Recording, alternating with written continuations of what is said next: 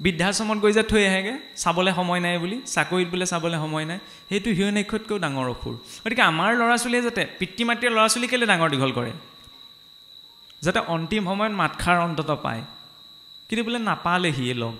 সেইটো অৱস্থা কোনো পিতৃ মাতৃয়ে নিবিচাৰে। আধুনিকতাৰ নামত সেইকাৰণে সন্তানসকলক যন্ত্ৰ কৰিব নালাগে, যাতে সিহঁতে মৰম চানে এইবিলাক বুজি নোপোৱা হৈ যায়। কাৰণ দেখাটো যায় আপোনাৰ মাত ফুটিবলৈ শিকায়েই নাই, তেনেকুৱাতে মোবাইলটো হাতত তুলি দিয়া যায়, আৰু যেতিয়া সেই মোবাইলটোতে চাই চাই পেলাই তাৰ বুদ্ধিটো তাতেই থাকে, সেই ল'ৰাটোৱে তেতিয়া বৰ বিশেষ মৰম চেনেহ বুজি পাবগৈ নোৱাৰে। কেলৈ নহয়, সৰুৰ পৰা মোবাইলটোতেই আছে। আগৰ দিনত মাটিত খেলি খেলি ককা আইতাকৰ মুখত ৰামায়ণ মহাভাৰতৰ সাধু কথা শুনি ল'ৰা ছোৱালী ডাঙৰ দীঘল হৈছিল। আজিকালিতো সেইখিনি ব্যৱস্থা নাই। গধূলা হ'ল মাত্ৰ ককা আইতাকৰ লগত গোসাঁই ঘৰ সোমাইছিল। কেইখন গৃহত গুৰু গৃহ আছে ক'ব পাৰিমনে? সন্ধ্যা লগা সময়ত চাবচোন, আগতে গাঁৱৰ মাজেদি টাউনৰ মানুহবিলাক যেতিয়া গাঁৱত ফুৰিবলৈ আহে, সন্ধ্যা লগা সময় ওলাই যায় বোলে। কিয়? প্ৰতি ঘৰ মানুহতে আপোনাৰ চিঞৰি চিঞৰি ল'ৰা ছোৱালীবিলাকে প্ৰাৰ্থনা কৰিছিল, শুনিবলৈ কিমান ভাল লাগে। আজিকালি কেই ঘৰত কৰে চাবচোন নিজৰ গাঁওখনতে। তাৰ পাছত আমি ঢেৰ ধৰ্মৰ নামত লেকচাৰ দি থাকিলেও কিবা কাম আছে জানো? নাই।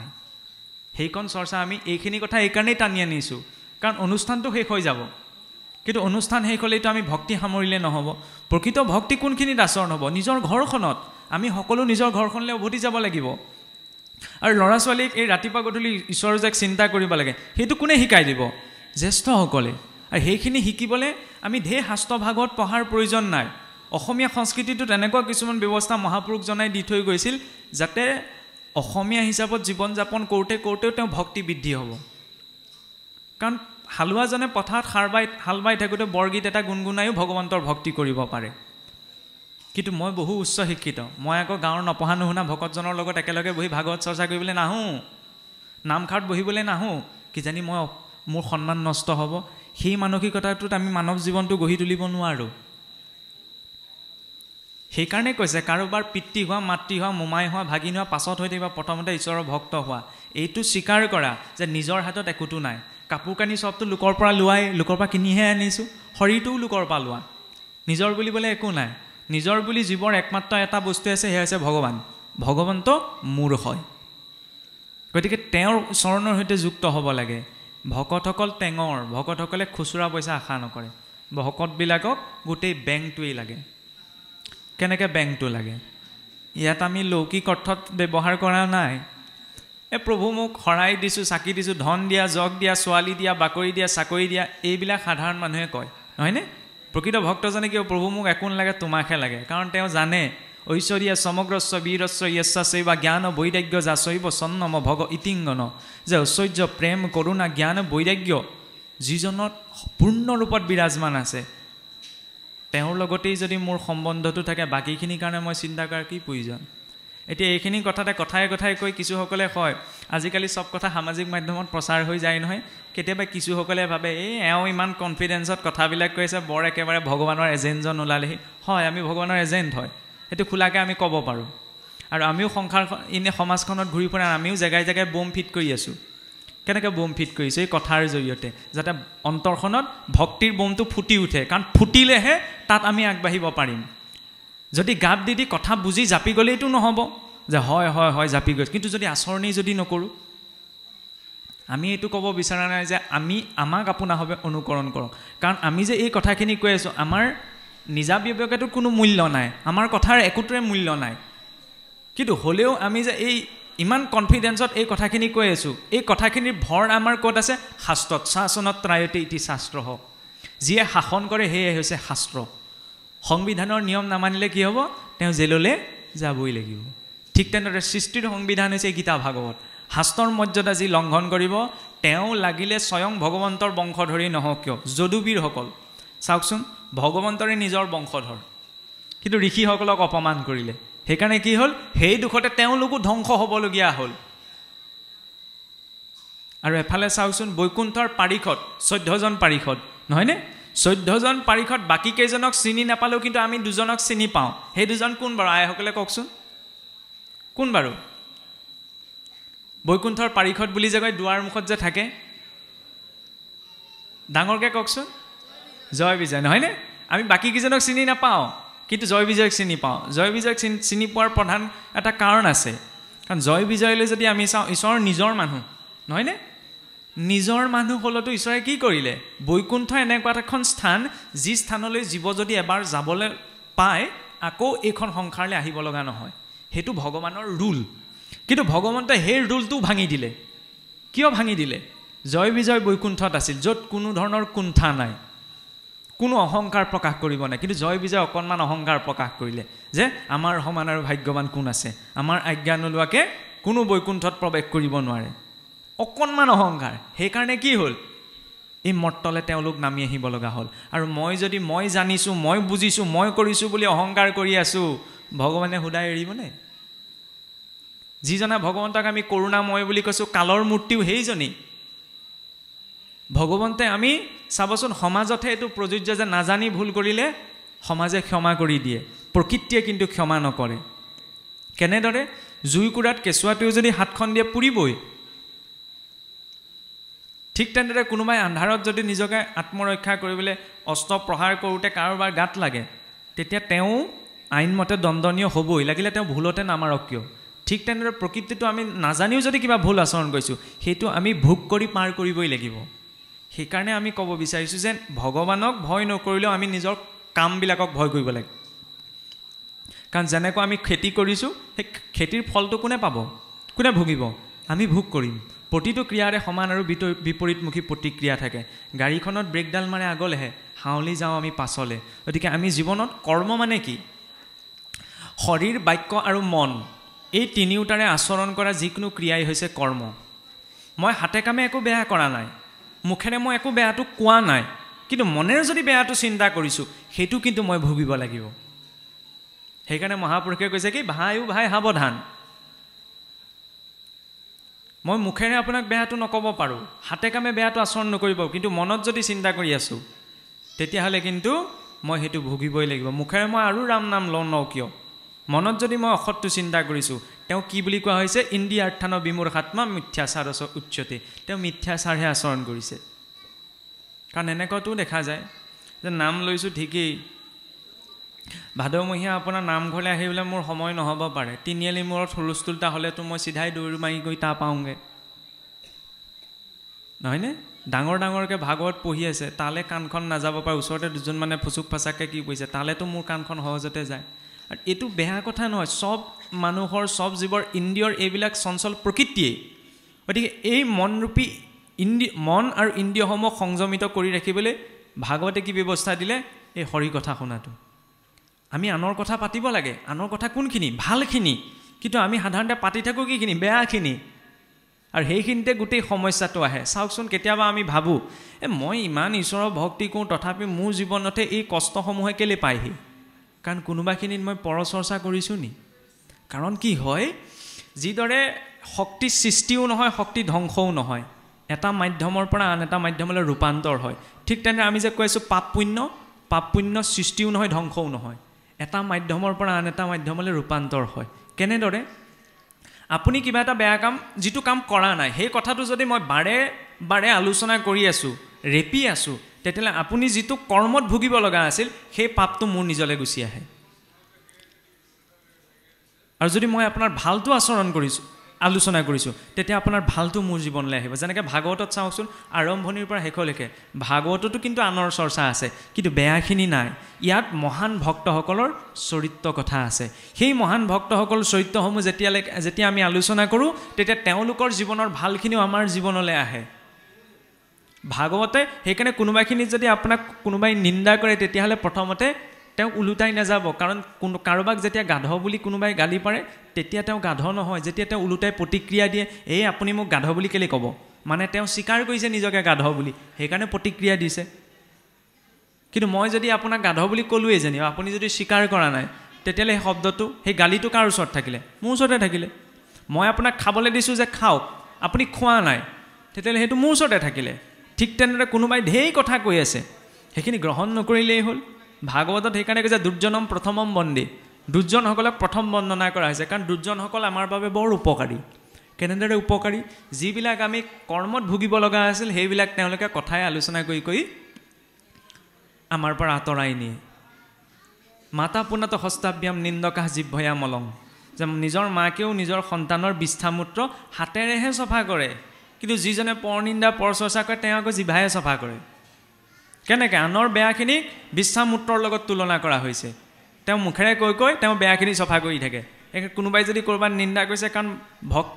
ভকতীয়া মাৰ্গটোলৈ অহাৰ লগে লগে কিছুসকলে ভাবে এই মানুহে কি বুলি ভাবিব, বৰ ভকত ওলালে। কাৰণ আমাৰ সমাজত কি ভাবি থাকে, ভকত মানে কি এই বোলে নাম পাঠ পঢ়িব পৰাজনেই ভকত, আৰু সকাম নিকাম এটা ভাঙিব পৰা হ'ল আৰু সেইজনেই ভকত।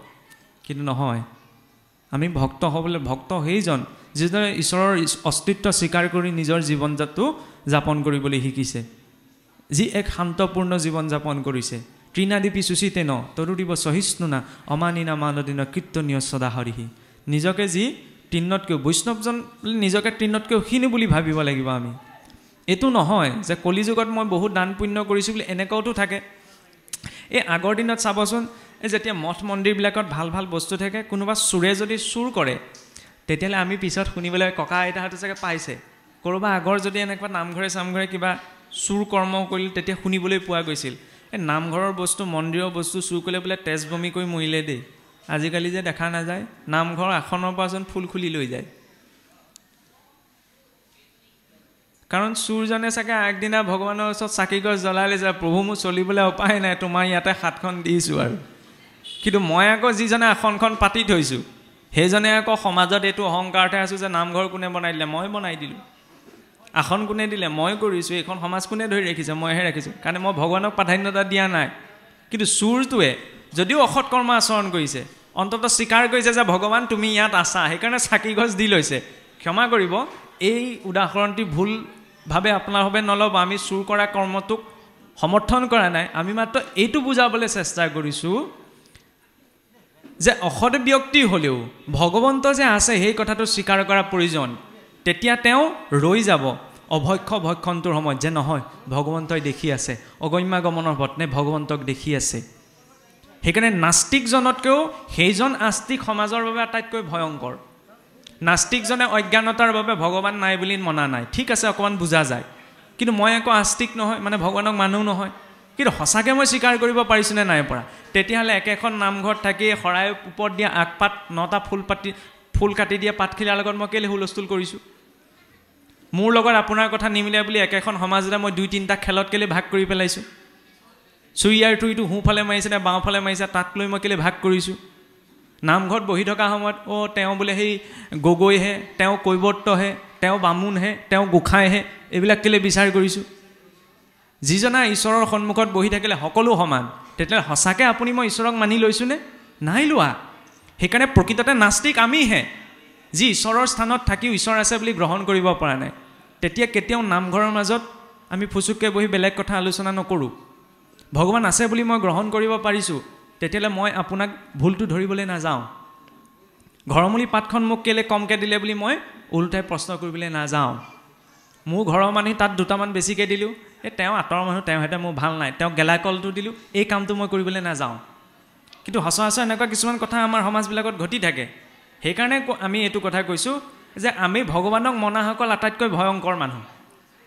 এইকাৰণে বুলি কোৱা হৈছে, কাৰণ তাৰ আগত আমি এইটো নিজক সোধাটো প্ৰয়োজন, সঁচাকৈ ভগৱান আছে বুলি মনত গ্ৰহণ কৰি চলিব পাৰিছেনে নাই পৰা।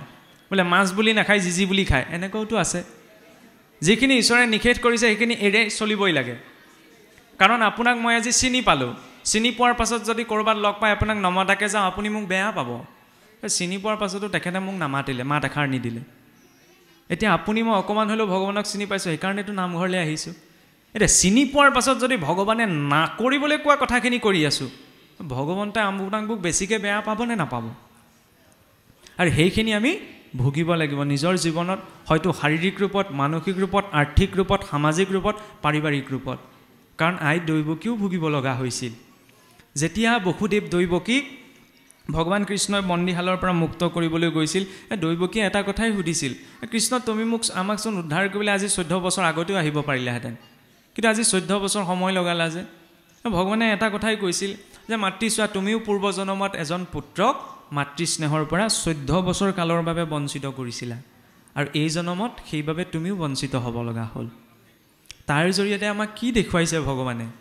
ভগৱন্তই এইখিনি লীলা আচৰণ কৰাৰ কোনো কাৰণ নাই, একমাত্ৰ এইকাৰণে ভগৱন্তই লীলাসমূহ আচৰণ কৰে তাৰ পৰা যাতে আমি শিকিব পাৰোঁ সৃষ্টিৰ সিদ্ধান্ত হৈছে এইখিনি যে আমি কায় মনোবাক্যে যি কৈছোঁ আচৰণ কৰিছোঁ সেইখিনি আমি নিজৰ জীৱনত ঘূৰাই পাম সেইবাবে কি কৈছে জীৱনত আমি যি যি কৰ্ম কৰিছোঁ ধৰ্মযুক্ত হৈ আমি যে কৈ থাকোঁ যে কৰ্মই ধৰ্ম গীতাত লিখা আছে কৰ্মই ধৰ্ম বুলি গীতাত কোনো লিখা নাই কোন ভূ পণ্ডিতে এই কথা সমাজত প্ৰচাৰ কৰি ফুৰে আমি নাজানো গীতা নপঢ়া ব্যক্তিজনেও লেকচাৰ দি ফুৰে যে কৰ্মই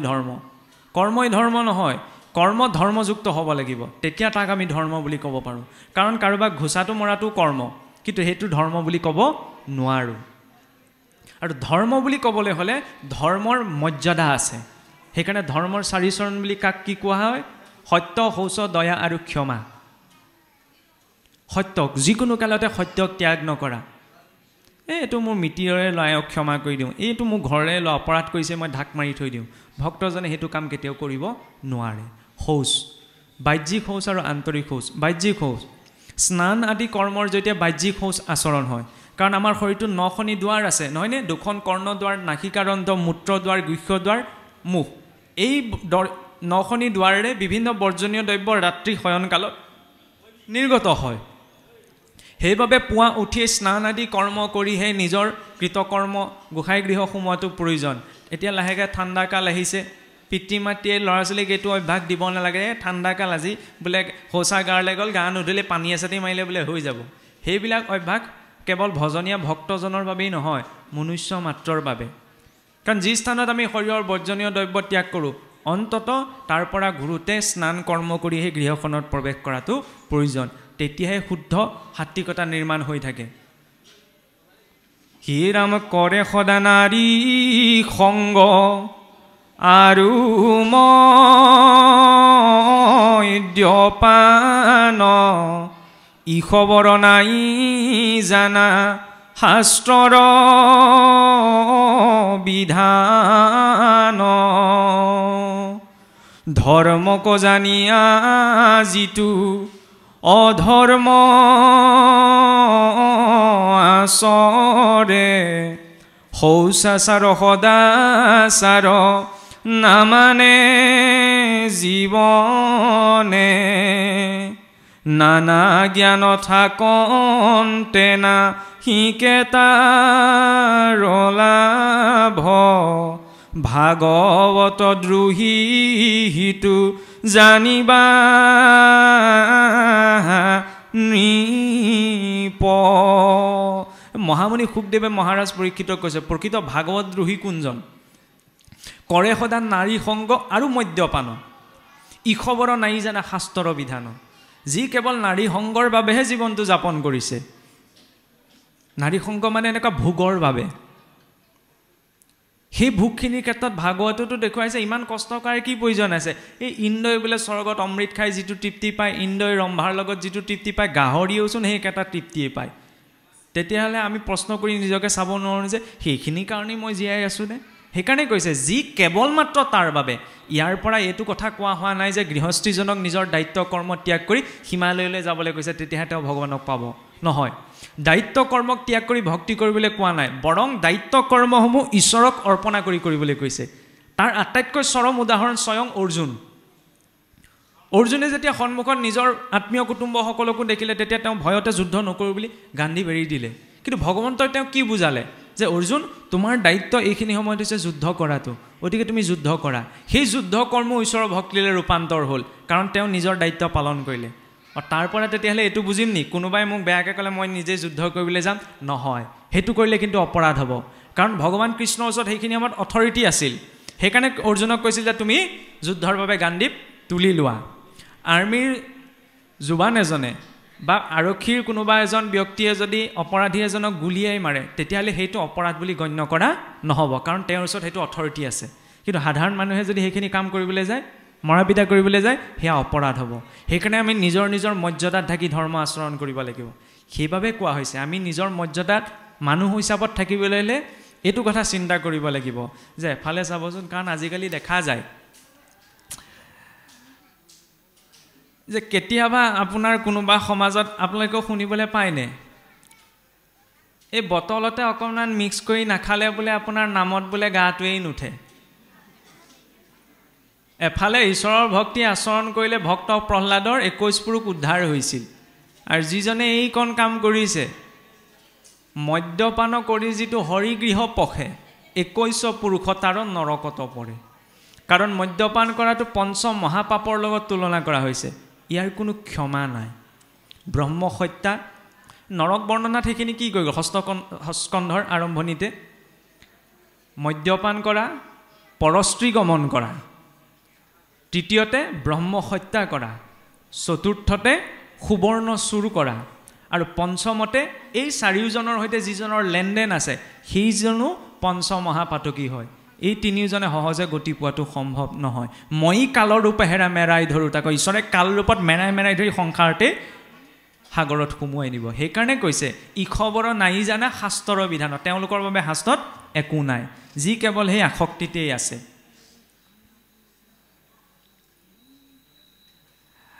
ধৰ্ম জ্ঞান ধৰ্মক জানিয়ে যিটো অধৰ্ম আচৰে মই জানো যে এইটো খাব নালাগে ইয়ালৈ যাব নালাগে এইটো ক'ব নালাগে তথাপি যদি মই আচৰণ কৰিছোঁ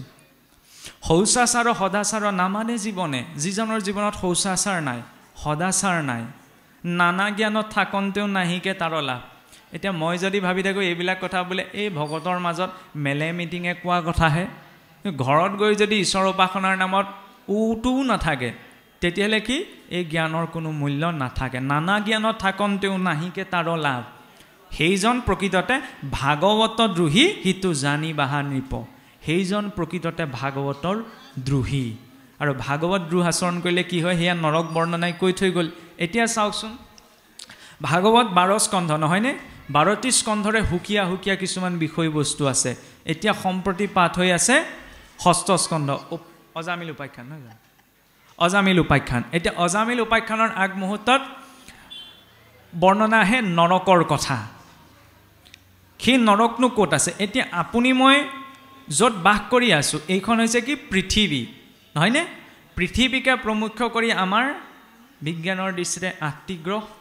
আৰু শাস্ত্ৰৰ দৃষ্টিৰে 9টি গ্ৰহেৰে আমাৰ সৌৰজগতখন গঠিত নহয়নে আৰু এনেকুৱা এখনেই সৌৰজগত নাই হাজাৰ হাজাৰ সৌৰজগত লগ লাগি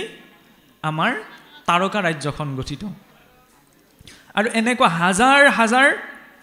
অগণন তাৰকা ৰাজ্য লগ লাগি আমাৰ ভূলোক নামৰ ব্ৰহ্মাণ্ডখন গঠিত যিখনক আমি কি বুলি কওঁ ভূলোক বুলি আৰু এই ভূলোকৰ তলত আৰু 7খন লোক আছে অৰ্থাৎ আৰু 7খন ব্ৰহ্মাণ্ড আছে ক্ৰমে অতল বিতল সুতল মহাতল তলাতল ৰসাতল আৰু পাতাল আৰু এই 7খনৰ ঊৰ্ধত আৰু 7খন ব্ৰহ্মাণ্ড আছে ক্ৰমে আমি যিখনত আছোঁ ভূলোক ভূৱৰলোক সুৰলোক মহৰলোক জনলোক তপলোক সত্যলোক হাতে হাতে মিলি কিমানখন হ'ল 14খন এই 14খন ব্ৰহ্মাণ্ডক একেলগে কি বুলি কোৱা হৈছে 14 ভুৱন বুলি আৰু একেবাৰে তলৰ লোকখন কি পাতাল সেই পাতালৰ তলত কাৰ নগৰী আছে যম নগৰ ধৰ্মাধিকাৰ যমে তাত নিবাস কৰে আৰু এই 14 ভুৱনক মায়াৰ এটা আৱৰণে আৱৰি ৰাখিছে সেই মায়াৰ আৱৰণটো অণ্ড আকৃতিৰ যিটো অণ্ড অৰ্থাৎ হাঁহৰ ডিমটো চাবচোন সম্পূৰ্ণ গোল নহয় নহয়নে যিটো ইলিপ্টিকেল উপবৃত্তাকাৰ বুলি কোৱা হয় আৰু তেনেকুৱা আকাৰত এই 14খন ব্ৰহ্মাণ্ডক মায়ায়ে আৱৰি ৰাখিছে সেইবাবে সেই মায়াৰ অধিষ্ঠাত্ৰী হৈছে দেৱী দুৰ্গা সৃষ্টি স্থিতি প্ৰলয় সাধনং শক্তি ৰেখা সায়ে বয়স্য বিভক্তি ভুৱনানি দুৰ্গা দুৰ্গাই এই 14খন ভুৱনক মায়াৰ আবেষ্টনীৰ মাজত ধৰি ৰাখে আৰু ইয়াৰ আকাৰটো অণ্ড আকৃতিৰ হোৱাৰ বাবে ইয়াক কোৱা হৈছে হিৰণ্যগৰ্ভ বুলি কি বুলি হিৰণ্যগৰ্ভ বুলি আৰু এনেকুৱা অগণন হিৰণ্যগৰ্ভ এই যে মহাপুৰুষে ঘোষাত লিখিছে যে অনন্ত কোটি ব্ৰহ্মাণ্ডৰ হৰি অধিকাৰী এনেকুৱা অনন্ত কোটি যাক আমি গণনা কৰি শেষ কৰিব নোৱাৰোঁ এনেকুৱা হিৰণ্যগৰ্ভ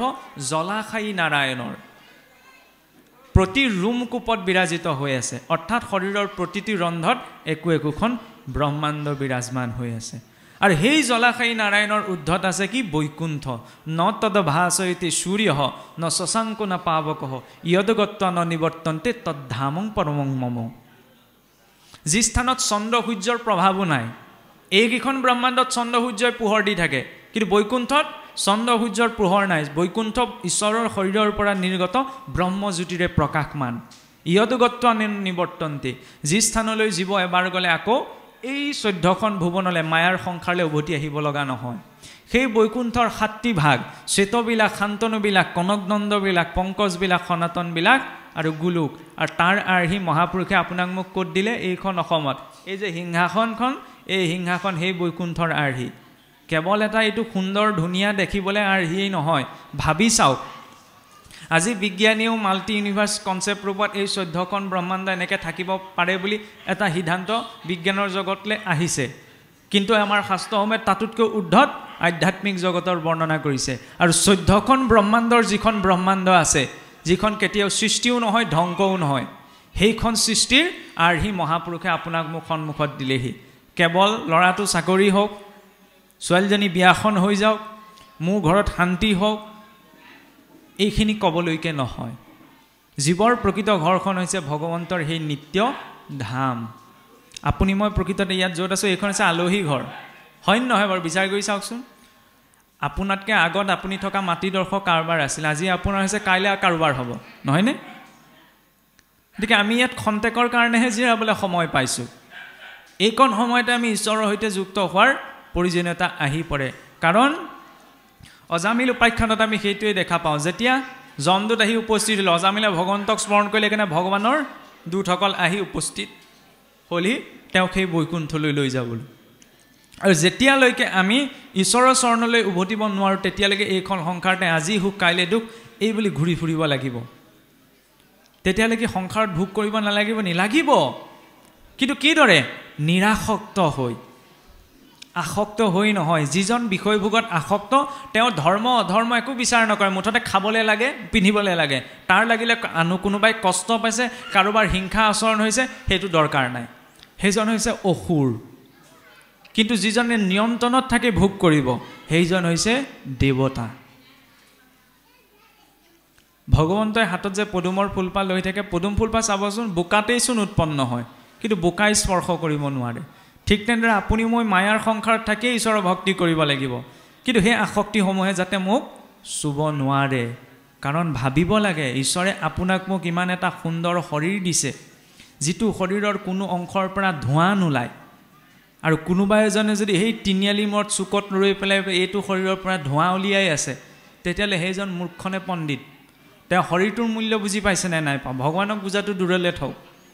বুজি পাইছে চাগে ধোঁৱা উলিওৱা মানে কিহৰ কথা কোৱা হৈছে সেইটো চিন্তা কৰাৰ প্ৰয়োজন হয়নে নহয় আজি বিজ্ঞানীসকলো লাগি আছে কম ধোঁৱা ওলোৱা গাড়ী মটৰ বনাবলৈ যাতে বায়ু প্ৰদূষণ কম হয় ঈশ্বৰে ভাল ইমান মেচিন এটা ইমান দামী মেচিন এটা আপোনাক মোক দিছে ইমান দামী দামী যন্ত্ৰপাতি লগাই দিছে কিন্তু তেওঁ আকৌ এইটো শৰীৰ ব্যৱহাৰ কৰিছে ধোঁৱা উলিয়াবলৈ তেওঁ আৰু হাজাৰখন ভাগৱত পঢ়ক কিবা লাভ আছেনে নাই কাৰণ তেওঁ নিজৰ শৰীৰটোৰ মূল্যই বুজা নাই ঈশ্বৰে এইখিনি এচিড শৰীৰটোত ভৰাইয়ে দিছে তাকো এলাপেচা এচিডো নহয় হাইড্ৰক্লৰিক এচিড পেটটো তেনেকুৱাকৈ দিছে যাতে খালে আপোনাৰ মোৰ অনুভৱ নহয় খোৱা বস্তুখিনি হজম হ'বলৈ কিন্তু তেওঁ সেইখিনি এচিডেও জোৰাকৈ নাই ইয়াৰ ওপৰত আৰু এচিড ঢালিছে তাৰ পৰা কিডনীটো লিভাৰটো যেতিয়া ডেমেজ হৈছে তেতিয়া কৈছে যে প্ৰভু মই পালনাম আগবঢ়াইছোঁ ভাওনা আগবঢ়াইছোঁ মোক উদ্ধাৰ কৰা আৰু ভগৱানে কেনেকৈ কৃপা কৰিব বাৰু ভাবি চাওকচোন সেইবাবে ভাগৱতে কৈছে নৰক বৰ্ণনাৰ আৰম্ভণিতে মহাপুৰুষজনাই লিখিছে যে অসুৰ স্বভাৱ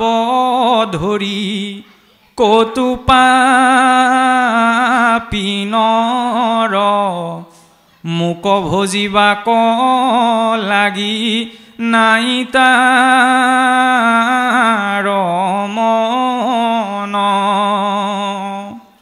মোৰ কথা শ্ৰৱণে কিন চিতু শ্ৰদ্ধা নাই আনে কহিলেও তাৰ কৰ্ণ ফাটি যাই সমাজত থাকিলেও কৰে অনিমিষ কৈ খানি উঠিয়া যাইব কৰেও সমীষ যিজনৰ ঈশ্বৰৰ কথা শুনাত গুৰুত্বতা নাই সেইজনক কি বুলিছে অসুৰ স্বভাৱযুক্ত বুলি কৈছে অসুৰহে ঈশ্বৰৰ কথা নুশুনে তাৰ পৰা আমি এইটো কথা কোৱা নাই যে এই কথাষাৰ কৈ আপোনাৰ হ'ব কেতিয়া 2-3 ঘণ্টা আমাৰ কথা শুনিবলৈ বহুৱাই ৰাখিম বুলি আপোনাৰ হবে নাভাবিব আমাৰ কথা নুশুনিলেও দুখ নাই কিন্তু ভাগৱতৰ কথা যাতে আমি লংঘন কৰিব নালাগে ভগৱানৰ কথা শুনিবলৈ যে আমি 1-1.5 ঘণ্টা সময় একেৰাহে বহি থাকিব লাগিব সেইটো আমি ক'ব বিচৰা নাই কিন্তু অন্তত 1 মিনিট সময়ও যদি ঘৰখনত ঈশ্বৰ উপাসনাৰ স্থানত বহা গৈছে যাতে আমি একান্ত মনেৰে যাতে সেইকণ সময় ঈশ্বৰক চিন্তা কৰিছোঁ ঠিক আছে গোসাঁই ঘৰ সোমাব পৰা নাই সন্ধ্যাবেলা কৰ্মস্থানত আছোঁ সেই কৰ্মস্থানত থকা সময়তো কোনোবা এজন দোকানত আছে কোনোবা এজন ব্যৱসায়ত আছে কোনোবা এজন কিবা প্ৰশাসনিক কামত আছে আইগৰাকী গৃহকৰ্মত আছে সেই সন্ধ্যা লাগিল মাত্ৰ চাবচোন দবাকোপটোৱে আমাক মনত পেলাই যে দম দয়া দান সেইখিনি সময়ত নিজকে অকণমান দমন কৰা নিজৰ ওপৰত দয়া কৰা নিজেও ঈশ্বৰৰ নাম লোৱা আৰু আনকো ঈশ্বৰৰ নাম ল'বলৈ শিকোৱা দাউকেও ডাকো বুলি চিঞৰে নহয়নে সেইখিনি সময়ত যদি আকৌ মই টিভি চিৰিয়েল লগাই বহি থাকোঁ বাহিৰত থকা চৰাই চিৰিকটিকেইটা বাঁহলৈ উভতে মই আকৌ মৰিবলৈ ভয় বুলি লাহেকৈ কি কৰিবলৈ ওলাওঁ আজিকালি ইভিনিং ৱাক ৰাতিপুৱা ওলাই গৈছোঁ বুলি বেলেগ ধুনীয়াকৈ গধূলিত জোতা মোজা পিন্ধি আৰু বোলে গধূলি সময়ত খোজকাঢ়িবলৈ ওলাইছোঁ যাওক তাত আপত্তি নাই কিন্তু অন্তত সম্যক সাধ্য এটি সন্ধ্যা যেতিয়া ঘৰখনত আছে সেই সন্ধ্যা সময়কণ ঈশ্বৰক চিন্তা কৰি যাওকচোন আৰু ঈশ্বৰক গোটেই জীৱন এই কাৰণে বাৰে বাৰে স্মৰণ কৰি থকা প্ৰয়োজন কাৰণ এইখিনি সময়ত যদি মনত নেপেলাওঁ ভাবিব কেতিয়াও নালাগে যে অন্তিম সময়ত তেওঁক আমি মনত পেলাব পাৰিম আৰু সংসাৰত আটাইতকৈ এটা ডাঙৰ কাম আছে বুজিছেনে ভাগৱতে কৈছে কি যে কোনো এজন ব্যক্তিয়ে যদি ঢেৰ পুণ্য আচৰণ কৰে তেতিয়া তেওঁ ব্ৰহ্মা পদতো অধিষ্ঠিত হ'বগৈ পাৰে এখন দেশৰ ৰাষ্ট্ৰপতি প্ৰধানমন্ত্ৰীয়ে নহয় তেওঁ ব্ৰহ্মা হৈও বহি থাকিবগৈ পাৰে মানুহে ইমানলৈকে কৰিব পাৰে কিন্তু আটাইতকৈ টান কাম হৈছে অন্তিম সময়ত ভগৱন্তক স্মৰণ কৰাটো সেইকাৰণে কয় যে এই নাক কাণ চকুমু ভালে থাকোঁতে এতিয়াৰ পৰা অভ্যাসটো কৰা কাৰণ এতিয়াৰ পৰা অভ্যাসটো থাকিলেহে অন্তিম সময়ত আমি ভগৱানক স্মৰণ কৰিব পাৰিম আৰু অন্তিম সময়ত ভগৱন্ত স্মৰণ হ'লেহে আমাৰ টিকেটটো কাট খাব নহ'লে আকৌ ৰিটাৰ্ণ হৈ ইয়ালৈকে গুচি আহিব লাগিব এতিয়া চাওকচোন আজি বাৰু বতৰটো অকণমান ঠাণ্ডা নহয়নে যোৱাকালিলৈকে যিটো গৰম আছিল 10 জনৰ পাছত ক'ৰবাত আপুনি লাইন পাতি থাকিবলৈ ভাল পাবনে নিশ্চয়কৈ নাপায় তেতিয়াহ'লে ভাবি চাওকচোন যেতিয়া 84 লাখ জনী মানুহ হোৱাৰ পাছত যদি আকৌ 84 লাখ জনীত আমি ভ্ৰমণ কৰিব লগা হয় তেতিয়াহ'লে গতিটো কেনেকুৱা হ'ব বাৰু সেইকাৰণে বুদ্ধিয়ক নৰজনে কি কৰিব মুঠতে এতিয়াই পাছ হৈ যাব লাগে সেই চেষ্টাটো কৰি পেলাই নিজৰ জীৱনটো যাপন কৰিব কিন্তু যিজনৰ মনত পাপ সোমাই আছে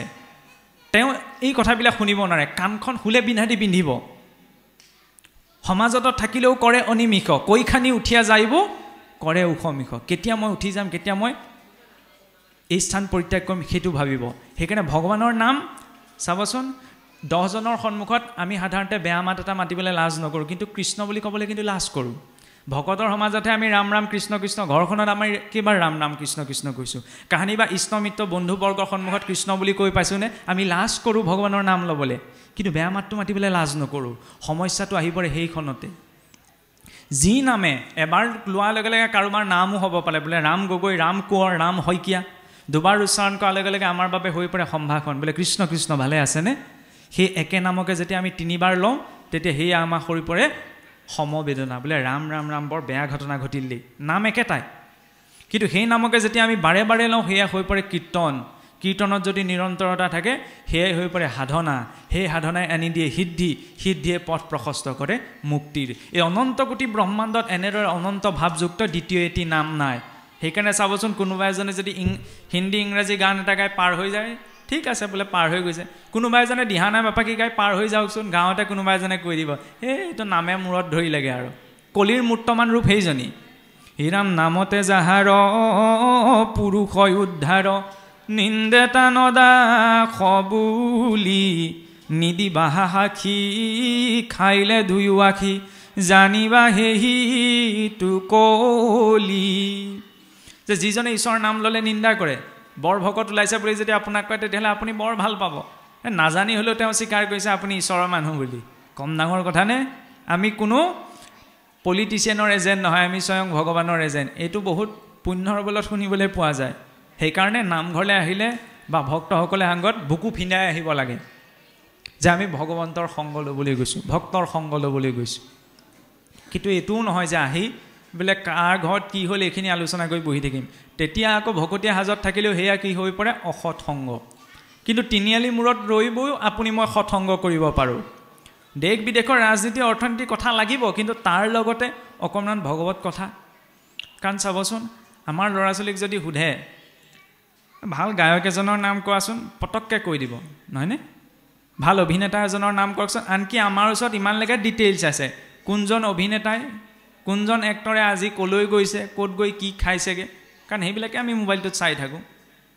শংকৰদেৱৰ বিষয়ে আমাৰ ল'ৰা ছোৱালীয়ে যিকেইটা কথা জানে মেট্ৰিক পাছ কৰিবলৈ ৰচনাখন যে মুখস্থ কৰিছিলে সেই তাৰ কাৰণেহে জানে তাৰ বাহিৰে মহাপুৰুষৰ বিষয়ে বৰ বিশেষ নাজানে আৰু যিকেইটা কথা আমি পঢ়োঁ এই মেল মিটিঙে ভাষণ দিবলৈহে তাৰপিছত সেই মহাপুৰুষে যে আমাক এইখিনি পৰম্পৰা দি থৈ গ'ল চাওকচোন এনেকুৱা বিশ্বত কোনটো সংস্কৃতি আছে পথাৰত গুচটো লওঁতে আইসকলে কি বুলি লয় বাৰু গুৰুক দিম ভকতক দিম নহয়নে গছপুলিটো ৰুওঁতে ভগৱন্তক স্মৰণ কৰা গুৰুক স্মৰণ কৰা পৰম্পৰা বিশ্বৰ কোনটো সংস্কৃতিত আছে ক'তো নাই সেই চাউল আহি চৰুত পৰালৈকে সেই চৰুটোৰ আমাৰ এটা আধ্যাত্মিক নিৰ্ণয় আছে নহয়নে চৰুত দিয়া চাউল মুঠিৰ এটা নিৰ্ণয় আছে আৰু সেই চাউল মুঠি যিজনে খাব তাৰো এটা আধ্যাত্মিক নিৰ্ণয় আছে কিয় যাতে পাকে পকাৰে শুদ্ধে বা অশুদ্ধে তথাপিতো কৃষ্ণ নাম মুঠতে তেওঁ খাওঁতেও ঈশ্বৰ ভক্তি হওক গছপুলিটো ৰুওঁতেও ঈশ্বৰ ভক্তি হওক এটা ভক্তিপূৰ্ণ জীৱন যাতে যাপন কৰিব পাৰে মহাপুৰুষে তেনেকুৱা এটা জীৱন যাপন আমাক দি থৈ গ'ল কিন্তু তাৰ পাছতো যদি মোৰ ঘৰখনত সোমাই ঘোষা ফাঁকি গাবলৈ সময় নাই ঘোষাখন মেলিবলৈ সময় নাই তাৰপিছত যদি মই বহি থাকোঁ বছৰেকৰ মূৰত ভাওনা সভা গাঁৱত বাৰ্ষিক সভা পাতিব তালৈ গৈ শৰাই এখন দি থৈ আহিম কাম খতম তাত কিন্তু আমাৰ একো লাভ নহয় আমি যদি নিজৰ মুছলিমজনক চাবচোন অকণমানিটোৰ পৰা জ্যেষ্ঠজনলৈকে নামঘৰলৈ মছজিদলৈ নামাজ পঢ়িবলৈ সমানে যায় নহয়নে তেওঁলোকক কোৰাণৰ চূড়া ফাটিহা এটা দিলে ফৰফৰকৈ কৈ দিব খ্ৰীষ্টানজনক বাইবেলৰ ভাৰ্চ এটা সুধিবচোন তেওঁলোকৰ সৰু সৰু ল'ৰা ছোৱালীও কৈ দিব আমাৰ ল'ৰা ছোৱালীয়ে ঘোষা পাখি জানে নে নাজানে আজিৰ ক্ষেত্ৰত সকলোৰে ক্ষেত্ৰত নহয় কিন্তু সৰহসংখ্যকৰ ক্ষেত্ৰত আমি কিন্তু ঘোষা পাখি চিনি নাপাওঁ কাহানি বা ঘোষাৰ পাতখিলা লুটিয়াই চাইছোঁনে নাই পোৱা বহুতৰ জীৱনত সেইটোও শংকা থাকে সেইখিনি কিয় লাগে বোলে সকাম খাবলৈহে পঢ়ে নহয়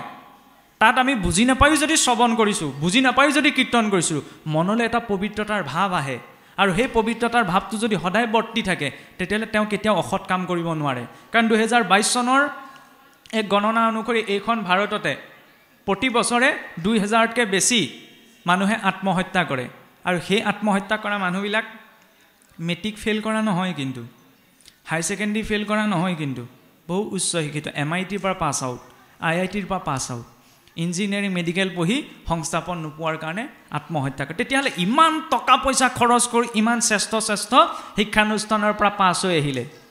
কিন্তু সংস্থাপনতা পোৱা নাই বুলিয়ে আত্মহত্যাৰ দৰে পথ বাছি লৈছে মানে শিক্ষা ব্যৱস্থাটোত কোনোবাখিনিত আমাৰ আধ্যাত্মিক ধাৰাটোৰ অভাৱ আছে সেই কামটো কিন্তু মেট্ৰিক ফেইল ল'ৰাটোৱে সহজতে নকৰে গাঁৱত কাৰণ হ'লেও সি চহা জীৱনৰ সৈতে যুক্ত হৈ নামঘৰটো এদিন পাৰ হৈ যাওঁতে অন্ততঃ কৃষ্ণ বুলি কৈ চাগে পাৰ হৈছে কিন্তু মই আকৌ ঢেৰ ডিগ্ৰী আছে বুলি মই কেলৈ যাম মোৰ যাবলৈ সময় নাই মোৰ পঢ়িবলৈ সময় নাই সেই বুলি মই বহি আছোঁ নহয় সেইকাৰণে আমি এইটো কোৱা নাই যে উচ্চ শিক্ষা লাগিব সকলো চৰ্চা লাগিব তাৰ লগতে আধ্যাত্মিকতাৰ ধাৰাটো আমি লগত লৈ যাব লাগিব যাতে অনাগত জীৱনত মই কিবা এটা নাপালোঁ বুলি আৰু জীৱনত যেতিয়া পোৱা মতে তেওঁ নাপাব বিচাৰি তেতিয়াহ'লে পোনপ্ৰথমতে কাৰ আশ্ৰয়লৈ যাব ৰাগিয়াল দ্ৰব্যৰ আৰু ৰাগিয়াল দ্ৰব্যৰ এবাৰ যেতিয়া তেওঁ আসক্ত হ'ল সহজতে তেওঁ তাৰ পৰা উঠিব আৰু নোৱাৰে ফলত যিটো জীৱন আনন্দৰে ভোগ কৰাৰ বাবে পাইছিল সেইটো জীৱন তাতেই শেষ হৈ যাব তেনেকুৱা এটা জীৱনটোতো আমি নাজানো সকলো ব্যক্তিয়ে জানে যে ৰাগিয়াল দ্ৰব্য নিচাযুক্ত দ্ৰব্য এটা খালে শৰীৰৰ লগতে সমাজৰ পৰিয়ালৰ সকলোৰে অৱনতি হয় কিন্তু তেওঁ কিয় খাবলৈ যায় পোনপ্ৰথম প্ৰত্যেকজন জীৱনে চাবচোন কেনেবাকৈ ইষ্টমিত্ৰ কুটুম্বত তেনেকুৱা ব্যক্তি আছে যদি সুধি চাব প্ৰথম কিয় তুমি এই ৰাগিয়াল বা নিচা দ্ৰব্য গ্ৰহণ কৰিছিলা চাব কিবা এটা নহয় কিবা এটা টেনশ্যনৰ কথা ক'ব মানে কি কিবা এটা সমস্যাত পৰিলে যাতে সিদ্ধান্ত ল'ব নোৱাৰে পোনপ্ৰথমতে বেয়া দিশটোলৈহে মানুহ প্ৰথমলৈ যায় কিন্তু টেনশ্যন চাওক আপুনি মই যিবিলাক জীৱনত টেনশ্যন পাইছোঁ সেইবিলাক একোৱেই নহয় ভক্ত প্ৰহ্লাদলৈ চাওক নিজৰ দেউতাকৰ পৰা ইমানখিনি কষ্ট পালে আপোনাৰ মোৰ ল'ৰা ছোৱালীয়ে কিন্তু সিমানখিনি কষ্ট পাবলগীয়া হোৱা নাই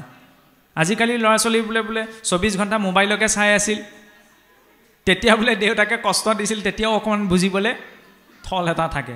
কিন্তু প্ৰহ্লাদে তাকোতো কৰা নাছিল ভগৱন্তকে ভজনা কৰিছিল আজিৰ পৰা 1000 বছৰ আগতে 5 বছৰ বয়সতে সেই প্ৰহ্লাদে শিশুসকলক কি উপদেশ দিছিল নিজৰ লগৰবিলাকক যে তোমালোকে আন কাম এৰি ভগৱন্তক ভজনা কৰা। কম ডাঙৰ কথানে? আৰু সেইসকল পুৰুষৰে উত্তৰ প্ৰজন্ম হৈ আমি কি কৰি আছোঁ? আমিতো পোনপ্ৰথমতে মোবাইলটোহে তুলি দিওঁ। বহুসকলে কয়ও এই আমাৰ ল'ৰা ছোৱালীয়ে যিমানখিনি জানে আমি ইমান নাজানো। এইটো ভাল কথা নহয়। ডাঙৰ মানুহজনে মোবাইলটো 20 মিনিট চাম বুলি ক'লে কেতিয়া এঘণ্টা আধা ঘণ্টা পাৰ হৈ যায় আমি ক'ব নোৱাৰোঁ। তেতিয়া সেই শিশুটি যেতিয়া মোবাইলটোতে আবদ্ধ হ'ব, মোবাইলটো আমি কোনখিনিত ব্যৱহাৰ কৰোঁ? বিজ্ঞান প্ৰযুক্তিবিদ্যাই আমাক ইমান সুন্দৰ যন্ত্ৰ এটা দিলে। আজিৰ পৰা চাওকচোন 100 বছৰ আগত আমি খবৰ এটা পাবলৈ বহু দিন অপেক্ষা কৰিব লাগিছিল,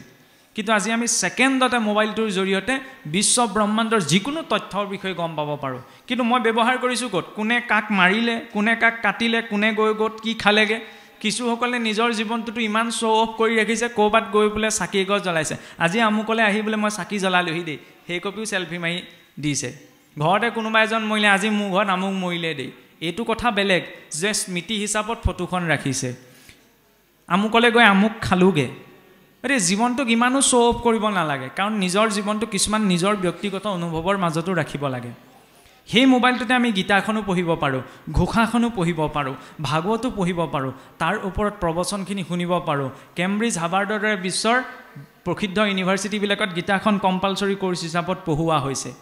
কিন্তু আমাৰ সচৰাচৰ মেট্ৰিকটো পাছ কৰিবি বুলি, হায়াৰ ছেকেণ্ডেৰী ডিষ্টিংশ্যন পাবি বুলি আমি আইফোনটোৰ অফাৰটো দিওঁ, বাইকখনৰ অফাৰটো দিওঁ। ঠিক আছে,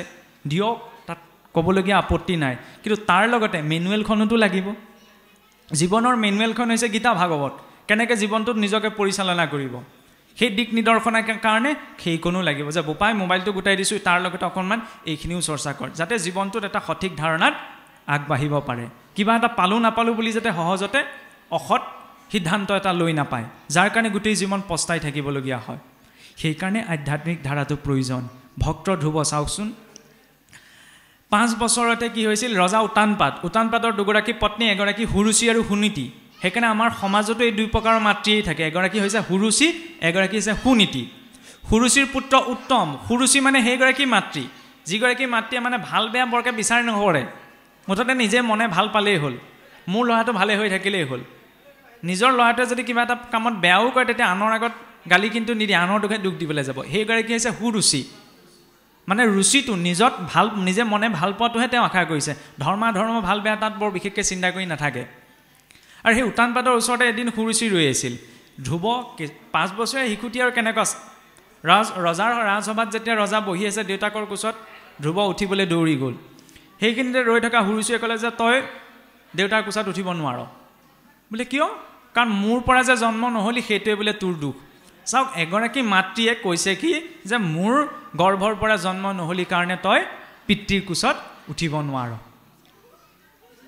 আৰু তেতিয়া ধ্ৰুৱই কান্দি কান্দি মাতৃ সুনীতিৰ ওচৰলৈ গৈছিলে। সুনীতি, যিগৰাকীয়ে যিকোনো পৰিস্থিতিতে নীতি জ্ঞানক, নীতিটোক ত্যাগ নকৰে। আৰু সুনীতি মাতৃক যেতিয়া ক'লে যে মা, মোক এনেদৰে সুৰুচি মাতৃয়ে দেউতাৰ কোচত উঠিবলৈ নিদিলে, আমাৰ কোনোবা এগৰাকী হোৱাহেঁতেন কি বুলি ক'লেহেঁতেন? কেলৈ নিদিব, মোৰো সমান অধিকাৰ আছে, ব'ল মই ৰজাৰ ওচৰলৈ যাওঁ। কিন্তু সুনীতি মাতৃয়ে কি ক'লে ধ্ৰুৱক?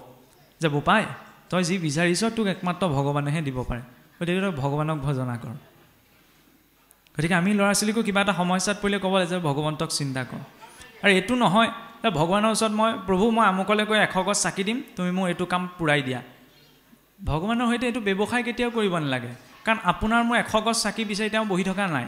বুট মাহ মগুমাহকেইটা বহি ভগৱান বিচাৰি থকা নাই। আমি সেইখিনি কিয় অৰ্পণ কৰোঁ? ধন্যবাদৰ ভাৱ হিচাপত,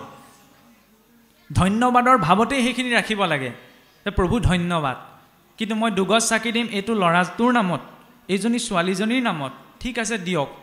সেইটোতো আমি ভুল কৰিবলৈ যোৱা নাই। কিন্তু ধৰা বন্ধা হ'ব নালাগে। ভগৱন্তক এইটো প্ৰকাশ কৰিব নালাগে যে প্ৰভু তুমি মোক এইটো দিয়া, মই তেতিয়া তোমাক এইটো দিম। তেতিয়াহ'লে আমাৰ ক্ৰম ধৃষ্টতানে? আমি যদি আজি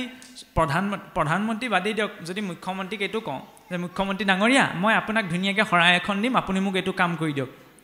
এই গাৰ্ডকেইজনে খেদা মাৰি পঠাই নিদিবনে? শৰাই লোভত নিজৰ কাম কৰাবলৈ আহিছা। তেতিয়াহ'লে আমি সেই লোভটো কাক দিছোঁ? জগতৰ ঈশ্বৰক। জগতৰ ঈশ্বৰে সেইকাৰণে কৃষ্ণৰ মুখত বোলে সদায় মিচিকীয়া হাঁহিটো থাকে। আমাৰ কাণ্ড কাৰখানাবিলাকৰ কথা জানে যে কাক ঠগিবলৈ আহিছে চোৱা। সেইকাৰণে ভগৱন্তক কিবা এটা দিলে নিস্বাৰ্থ ভাৱত দিব লাগে, কাৰণ ভগৱন্তই জানে নহয় মই কি আচৰণ কৰিছোঁ, কিমান ধৰ্ম চৰ্চা কৰিছোঁ, সেইটো আপোনাক মই কোৱাৰ প্ৰয়োজন নাই। ভগৱন্তৰ দৃষ্টিত চিলেকশ্যনত অহাটো প্ৰয়োজন কাৰণ ভগৱন্তৰ চকুত যদি চিলেকশ্যনত নাহে তেতিয়াহ'লে সন্মুখত পায়ো ভগৱন্তই আমাক এৰি দিব উদাহৰণ হৈছে পুতনা চাবচোন আমি সকলোৱেতো জানো পুতনাৰ কাহিনীটোৰ কথা যেতিয়া এইফালে কৃষ্ণৰ জন্ম হ'ল সকলোৰে খলিধলি লাগিল কংসৰ খলিধলি লাগিল যে কেনেকৈ কৃষ্ণক এতিয়া মাৰোঁ কাৰণ ঢেৰ কেঁচুৱা জন্ম হৈছে পুতনাই তেনেকুৱা এটা উপস্থিত হৈ গ'লে মহাৰাজ আপুনি কেলৈ চিন্তা কৰিছে মই মাৰি থৈ আহিমগৈ নহয় বিকস্তন পান কৰাই সেই কংসই ক'লে বোলে তোমাৰ যিটো ভয়ংকৰ ৰূপ কেঁচুৱা কোচত উঠা বাদেই দিয়া মতা মানুহে আঁতৰতে পলাব তেতিয়া পুতনাই ক'লে বোলে মহাৰাজ আপুনি কেলৈ চিন্তা কৰিছে মই এইটো ৰূপ লৈ নাযাওঁ নহয় তেতিয়া এগৰাকী সুন্দৰী নাৰীৰ ৰূপ ধৰিলে আৰু সুন্দৰী নাৰীৰ ৰূপ ধৰি পেলাই গোকুললৈ গ'ল গোকুললৈ গৈ এফালে কাৰণ চাব মানুহৰ ৰূপটো যেতিয়া ধুনীয়া হয় আৰু সাজ সজ্জাযোৰ যেতিয়া ধুনীয়া হয় তেতিয়া সেইজন মানুহৰ ওপৰত মানুহৰ সহজে বিশ্বাস উপজে এইটো কমন সাইকোলজি নহ'লেনো চাওকচোন এনেকুৱা কেতিয়াবা ঘটনা দেখিবলৈ পাম নে যি মাক দেউতাকে আপোনাৰ বিশ্বামূত্ৰ ধুৱাই ল'ৰা ছোৱালীক ডাঙৰ দীঘল কৰিলে সৌ সিদিনা বোলে ল'ৰাই নতুন ছোৱালীজনী চিনাকি হ'ল ছোৱালীয়ে নতুন ল'ৰা এটা চিনাকি হ'ল বোলে মাক বাপেক সকলো এৰি গ'ল বোলে পলাল সেইখিনি সময়ত এইটো তেতিয়া কেলৈ চিন্তা কৰিব নোৱাৰিলে যে মা দেউতাই যে ইমান কষ্টত কৰি ডাঙৰ দীঘল কৰিলে মই এই কামটো কৰিব লাগিছিল নে নালাগিছিল সেয়া কি প্ৰেম নি নহয় সেয়া হৈছে বিশ্বাসৰ সৈতে খেলা সেয়া হৈছে আসক্তি তাতকৈ আৰু অধম আসক্তি নাই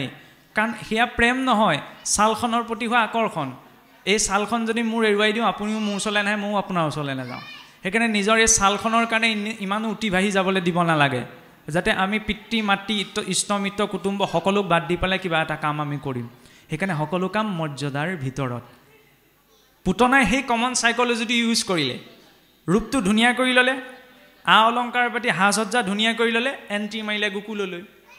আৰু যেতিয়া সুন্দৰী ৰূপত তেওঁ গৈছে সহজে বিশ্বাস উপজিলে যে এই ঘৰৰ কেঁচুৱা জন্ম হোৱা খবৰ ল'বলৈ আহিছে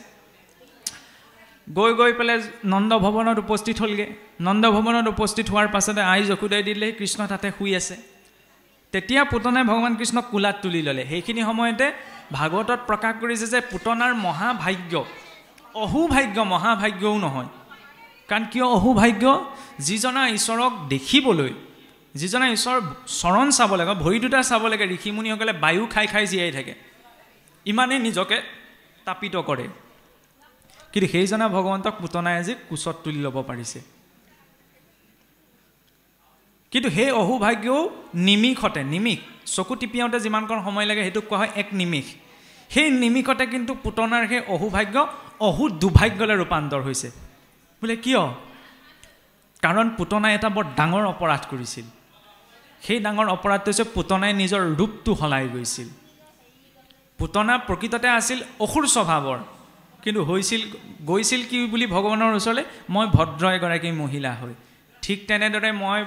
নামঘৰলৈ আহিছোঁ ধুনীয়াকৈ ভকতৰ হাজত কিন্তু মোৰ মনত যদি কপটতা আছে বিদ্বেষ ভাৱ আছে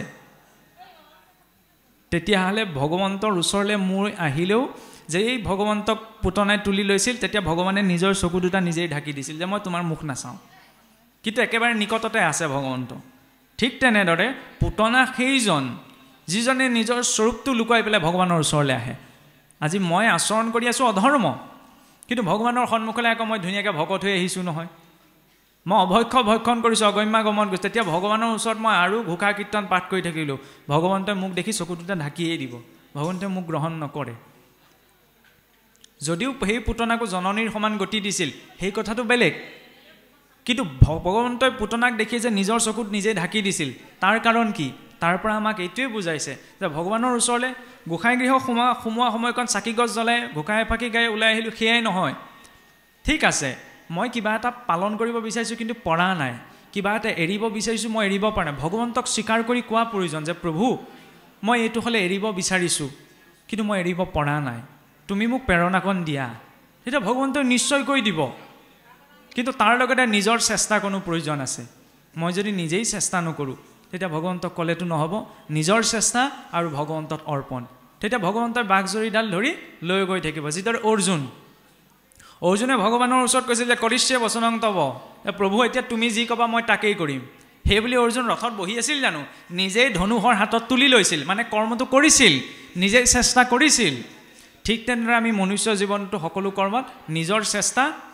ধৰ্মত থাকি ভগৱন্তত অৰ্পণ কৰি তেতিয়াহ'লে আমি জীৱনটোত ধুনীয়াকৈ আগবাঢ়ি গৈ থাকিব পাৰিম।